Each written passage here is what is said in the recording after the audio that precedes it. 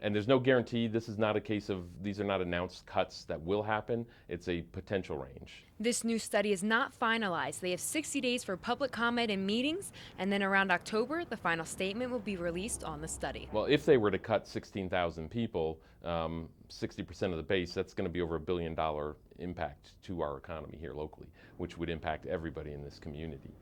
Now, again, that's the maximum amount they could cut. So they could cut nothing out, hopefully. That would be our preferred result, or they could cut something in between there. But any potential cuts they make will not only affect the military installations, but the local economy. And business owners want to be proactive just in case the major cuts occur. 22% of our business is military, and 90% of that comes directly from Fort Carson.